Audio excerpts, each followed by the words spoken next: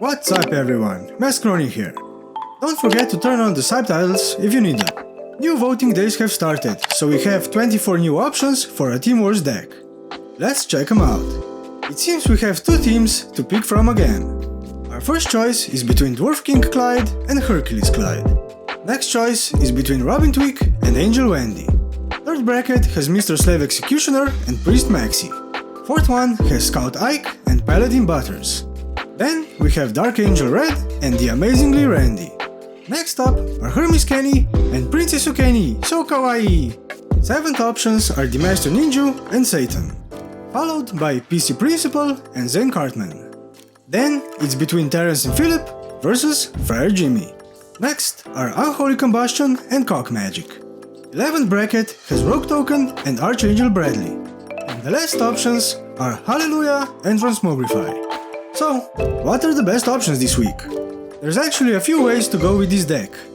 But first, let's compare the Parrot Cards. Dwarf King or Hercules? Both are rare cards, but Dwarf King costs 1 more energy. Most players in the higher leagues know how to block Dwarf King Clyde, so he just dies before he even gets to his target.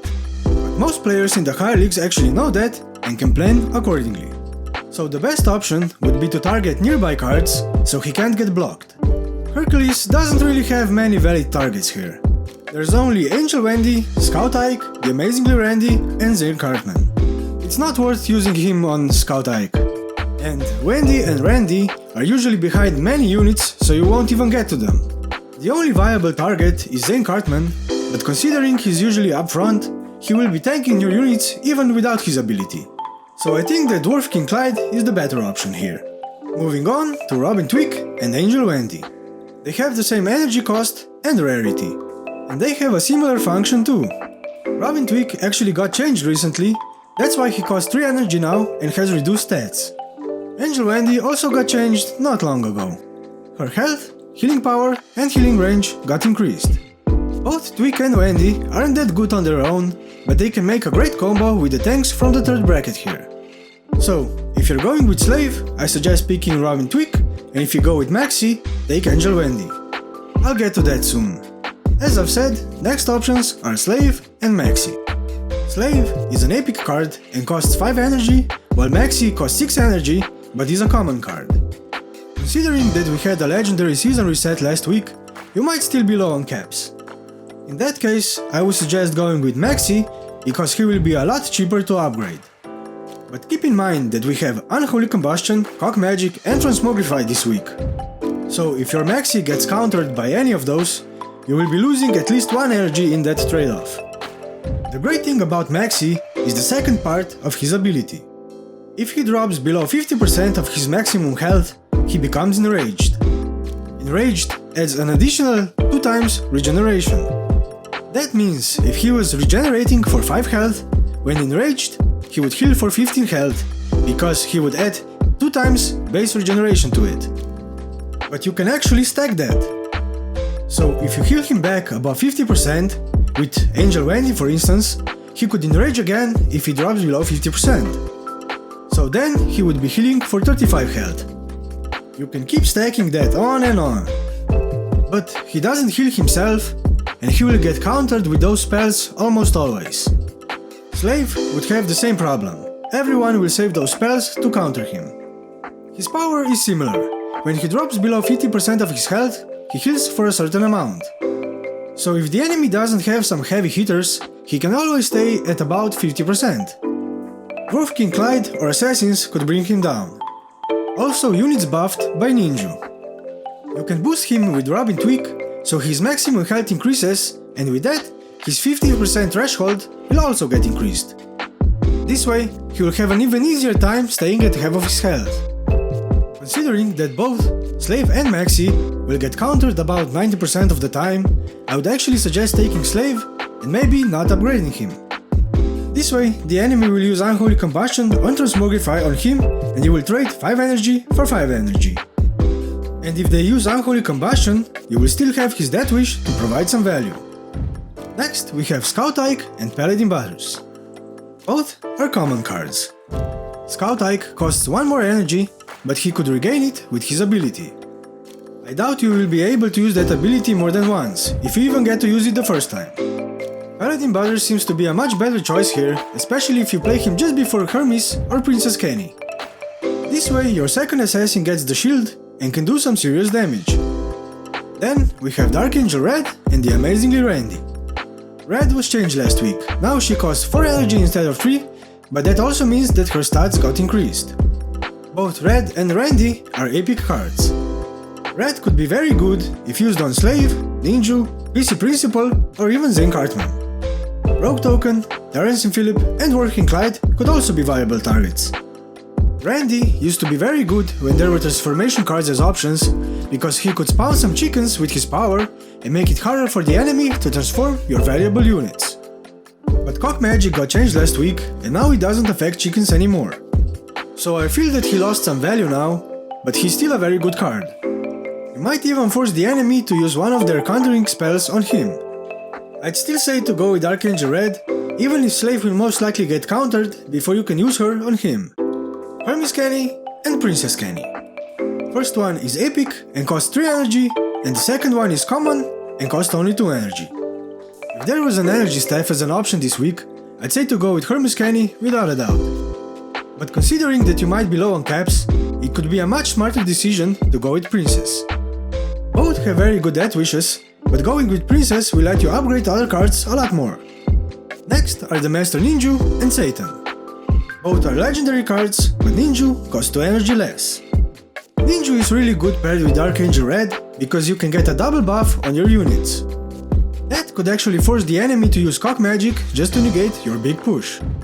But on the other hand, Satan could potentially kill all of your buffed units.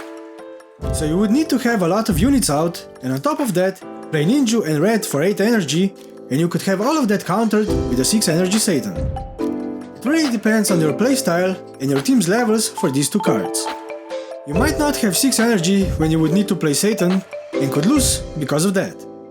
It's true that Satan could also be countered with those spells, and you would end up losing 1 energy, but by that time, his ability would already do some serious damage. Ninju could buff all of your chickens spawned by Slave, Wendy and Cock Magic and take a bar without spending a lot of resources. There isn't a clear choice here. Then we have PC Principal and Zen Cartman. Both are rare and Zen costs 1 energy less. It's true that Zen can't even attack, but I got screwed over so many times by PC Principal because he pushed a unit away so it had a clear path to my new kid while he just kept walking on. Zen is a great damage sponge and could protect your units a lot better. And you could respawn him with Red, so the enemy will have to spend even more resources to get past him. You could potentially force your enemy to use spells that cost 2 energy more to counter him. I think that Zen is a better option here. Next up we have 2 common cards, Terence Philip and Friar Jimmy. Terence and Philip cost 1 energy more, but are 2 separate units. So you can block a Dwarf King Clyde and still have 1 unit left. Also, if you use Red on them while you have both, you will end up with 3 units. I think that Friar got buffed recently and could help you pull off that enraging Maxi Combo. But as I've said before, I wouldn't really count on that. And his heal still isn't all that good. I would go with the Canadian duo here. Then we have Unholy Combustion and Cock Magic.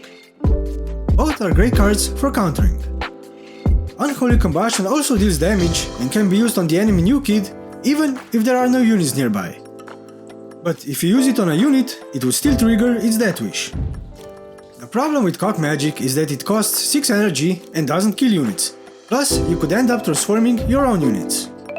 And on top of that, if you don't have enough energy to play something, you might still lose a bar to the enemy chickens. So I would go with Unholy Combustion here. As we're coming towards the end, we have a simple choice. Rogue Token versus Archangel Bradley, epic cards. It's true that Bradley can provide some value even at level 2, but he's a new card, so hardly anyone will have him above that. There are quite a few ranged units and damaging abilities, so he would die quickly. Rogue Token costs 1 more energy, but his ability can really save you.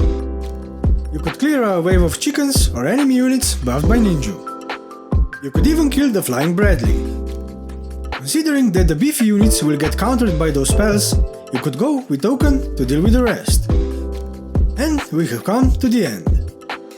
Hallelujah and Transmogrify. The first one could help you with the Maxi Combo and keep your buffed units alive. It could even help bring Slave above 50% health again. But most of that will get countered anyway. So I would go with Transmogrify. Having both Transmogrify and Unholy Combustion can really help you deal with whatever the enemy throws at you. And then you can go on the offensive. So here are a few variations of the final deck. First one is the chicken heavy Robin Slave combo and a bit more offensive.